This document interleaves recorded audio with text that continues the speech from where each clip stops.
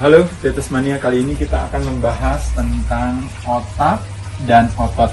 Teman-teman sering ya, kadang-kadang kita ya, terutama kalau anak-anak fitness suka dibilangin bahwa jangan cuma otot doang dong, otaknya juga diasah gitu ya. Tapi uniknya ternyata bahwa ketika ototnya dilatih, ternyata otaknya juga terasah dengan baik. Nah, kita akan membahas tentang hal itu ya teman-teman sekalian. Kalau ternyata, sekali lagi, rajin latihan ternyata kita bisa jadi pinter. Ya, kita mulai. Jadi kalau kita berbicara di dunia ini ada kategori siapa-siapa saja. Kalau kita membuat sebuah penyederhanaan, ada tumbuhan ya teman-teman, plants ya. Ada batu-batuan, minerals ya. Lalu ada animals atau hewan. Nah, kalau di antara tiga ini yang termasuk kita itu manusia masuknya di kategori yang nomor 3 ya. Nah, jadi kalau ditanya siapa yang perlu olahraga, itu di sini adalah kalau kita lihat dari tiga ini yang punya otak itu adalah manusia dan binatang. Makanya kenapa manusia dan binatang lah sebenarnya yang paling perlu olahraga ya dibandingkan dengan batu-batuan dan tumbuh-tumbuhan ya. Kenapa? Nah, karena balik lagi teman-teman pernah dengar ya bahwa manusia itu sesungguhnya, makanya kenapa saya selalu katakan manusia itu tidak selemah yang kita duga, terutama kalau kita bicara musim infeksi hari ini ya. Manusia itu adalah bukan single entity tapi komunitas entity. Ibaratnya kita ini adalah is a walking ecosystem of germs itu sendiri. Kita adalah makhluk kuman yang dibalut oleh kulit.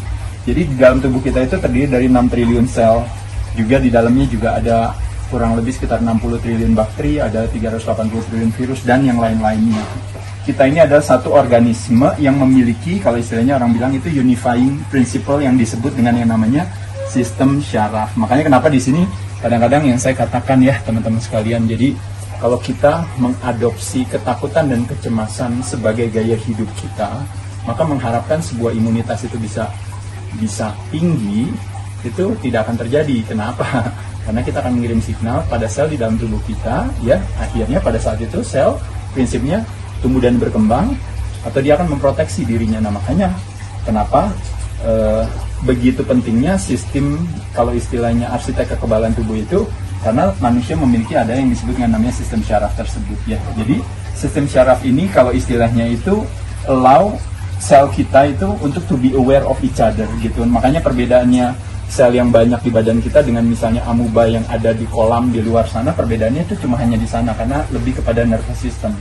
Jadi yang memiliki tujuan yang sama, yang fungsinya adalah salah satunya adalah untuk koordinasi fungsi. Kalau ini namanya, makanya kenapa orang bilang disebut namanya homeostatis ya.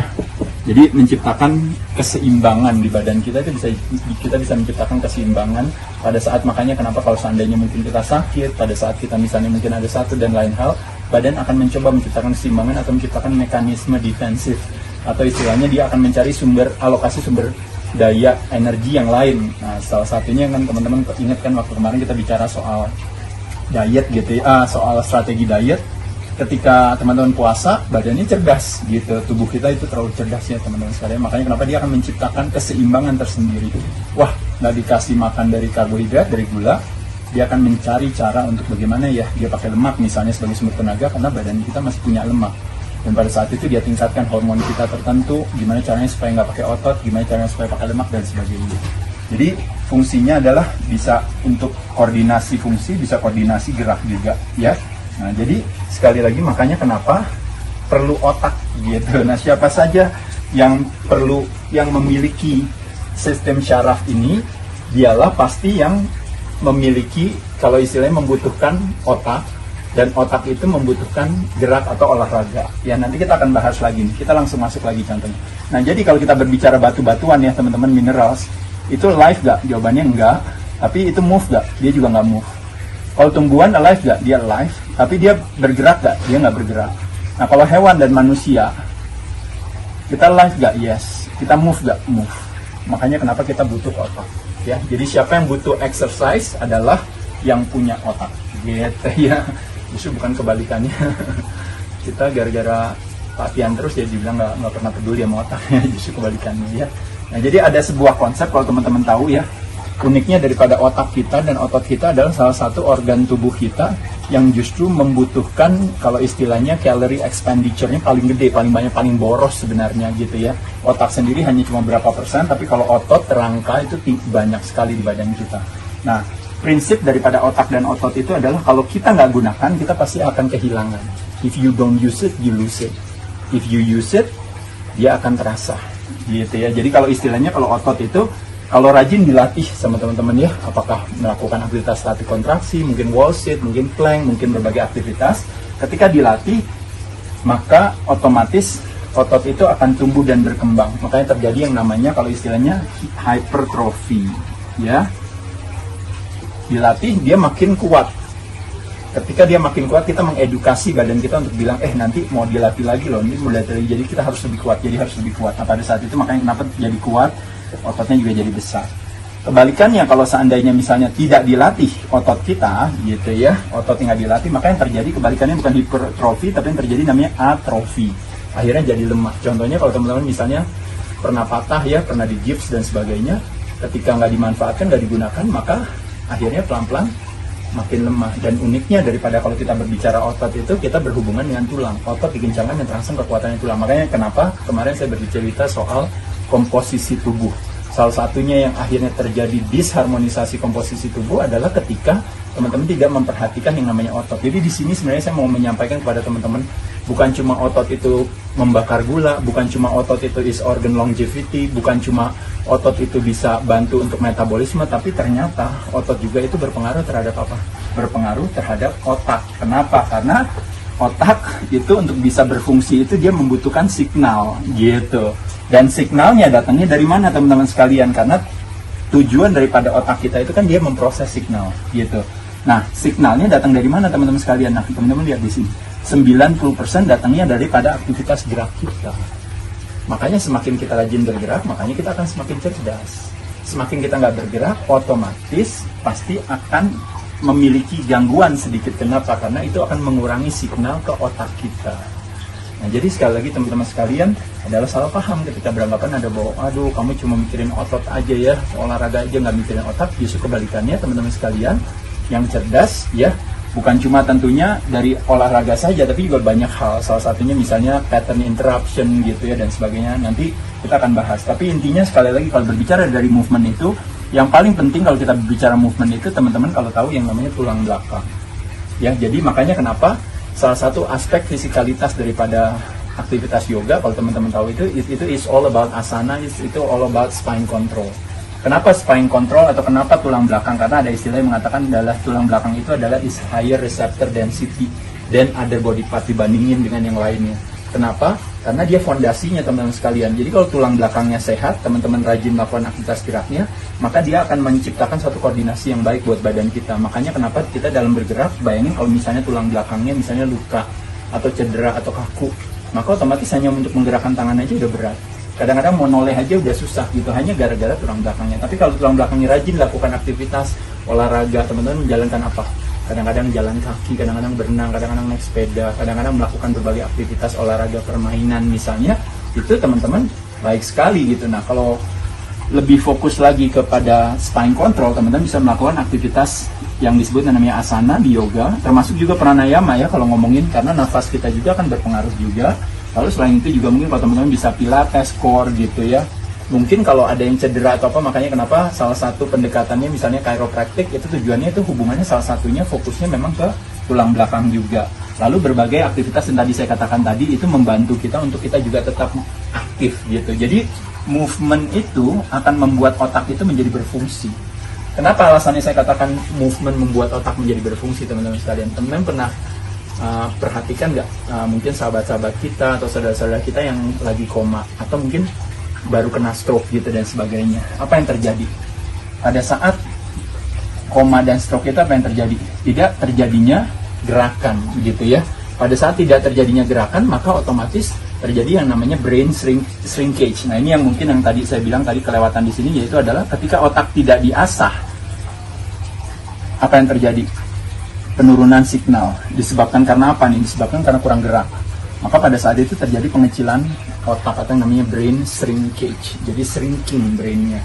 Nah, itu biasanya terjadi di teman-teman kita yang mungkin koma atau stroke gitu ya. Karena apa? Karena signalnya berkurang, movementnya kurang.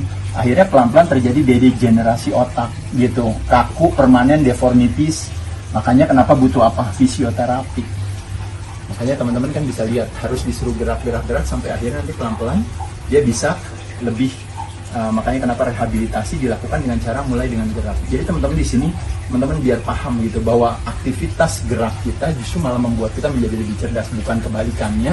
Tadi beranggapan ada bahwa otot terus yang dilatih gitu ya, otak nggak dilatih, justru mereka saling terkait gitu ya. Itulah gunanya, makanya nervous system itu ya di badan kita. Nah, jadi teman-teman sekali lagi sebagai kesimpulan, sekali lagi di sini mungkin saya bisa katakan sama teman-teman. Jadi kesimpulannya adalah apa? Bahwa ternyata ibaratnya apa sih manfaatnya latihan terhadap otak? Apa manfaatnya otot terhadap otak? Jadi satu adalah untuk aktivasi, jadi brain activation gitu ya, buat mengaktifasi otak kita gitu ya. Artinya kalau kita nggak kasih dia signal, kalau kita nggak gunakan, maka dia akan mengecil, dia akan melemah. Kebalikannya kita rajin olahraga, otak kita semakin lebih cerdas. Yang kedua adalah untuk sirkulasi darah, kalau teman-teman tahu. Artinya apa? Dia akan bawa nutrisi kita ke tisu kita. Kebalikannya juga dia akan ngambil yang waste product gitu, yang dari tisu itu untuk dibuang. Nah, jadi di sini kita ngomongin soal pembuangan dan juga soal yang nanti akan membantu badan untuk terjadinya yang namanya koordinasi fungsi tadi gitu. Jadi akhirnya terjadi detoksifikasi dan sebagainya itu karena istilahnya terjadinya antara otot dan otak itu difungsikan gitu. Dan yang terakhir teman-teman, terciptanya berbagai hormon. Kalau kita rajin olahraga adalah hormon-hormon yang dibutuhkan. Nah, nanti di sini ada dua hormon teman-teman tahu. Satu yang disebut yang namanya human growth hormone atau hormon pertumbuhan, dan yang kedua yang disebut yang namanya brain derived neurotrophic factor. Ini adalah dua hormon yang relatednya kepada apa teman-teman sekalian? Hormon-hormon ini dibutuhkan oleh tubuh kita untuk apa? Untuk menciptakan new brain cell, gitu, terciptanya brain cell baru. Ini makanya kenapa teman-teman sekalian bahwa gara-gara kita production of hormone ini terjadi, gara-gara kita melakukan aktivitas olahraga, pada saat itulah terjadi yang namanya penciptaan new brain cell satu. Yang kedua terjadi yang namanya, kalau teman-teman pernah dengar, yang namanya terjadinya reshape-nya daripada brain kita, yang disebut yang namanya neuroplasticity. Itu kehebatan daripada bahwa kita itu bisa punya kemampuan untuk belajar terus gitu ya. Makanya kenapa di sini dikatakan juga bisa akan menciptakan jadi yang namanya bukan cuma sel baru tapi juga new connection, new synapses. Kalau teman-teman tahu, sel otak kita antara satu sel dengan sel lain itu dia punya kurang lebih connectionnya bisa sampai 5.000 sampai 10.000 gitu kalau nggak salah.